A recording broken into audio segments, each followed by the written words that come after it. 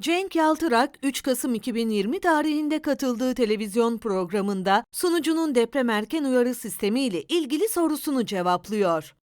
Türkiye'de ne kadar zamanda mesela, şu an Meksiko City'den bahsettiniz, Kaliforniya'dan bahsettiniz. Mesela bu fay Yapmak bakın, istesek ne bu kadar fay sürede için yapabiliriz bunu? bakın bu fay için yani bu kırılan fay için İzmir bölgesinde yani Ege bölgesinde belirli bir ağ oluşturulmuş olsaydı İzmir'de Bayraklı'daki halkın tam 22 saniyesi vardı.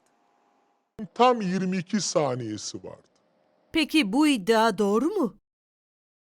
Konu hakkındaki bilimsel makaleler herkesin erişimine açık. Tek yapmamız gereken soruyu sorup cevabını arattırmak. İlk önce sorumuzu Türkçeden İngilizceye çevirelim.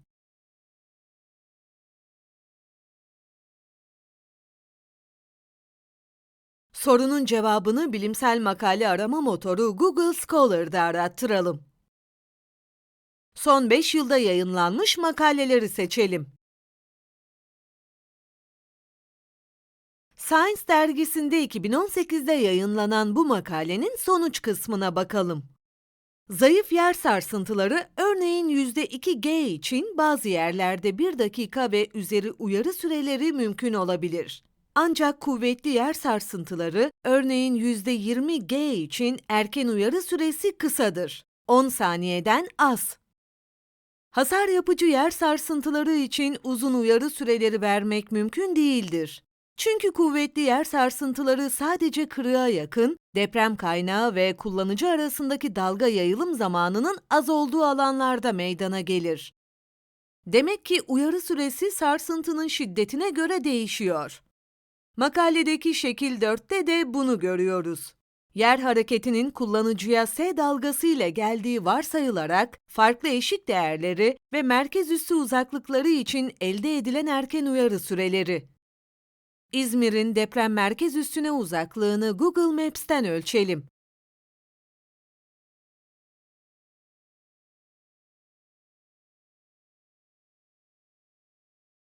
...72 kilometre.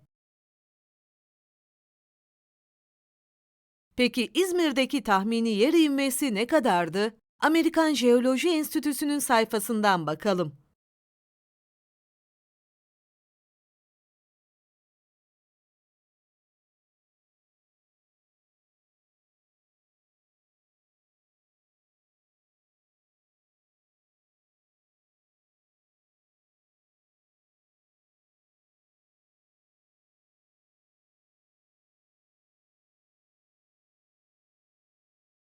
...7 büyüklüğündeki bir depremde 72 kilometre mesafeye %10 G yer sarsıntısı uyarısını önceden vermek mümkün değil. Olacaktan daha küçük yer sarsıntısı uyarısı verebilirsiniz. Ama insanlar hafif sarsıntılar için evlerinden çıkmayabilir. Sayın Yaltırak bunları bilmiyor mu? 20 Ağustos 2019 tarihinde katıldığı Açık Radyo programında kendisinden dinleyelim.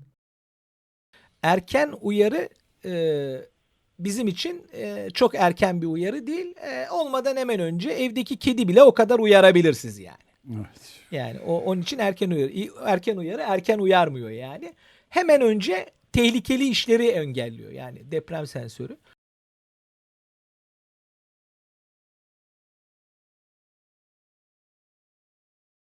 Türk Ceza Kanunu'na göre asılsız beyanda bulunmak suç değildir. Doğru bilgiye ulaşmak istiyorsanız kaynağını araştırın ve sorgulayın.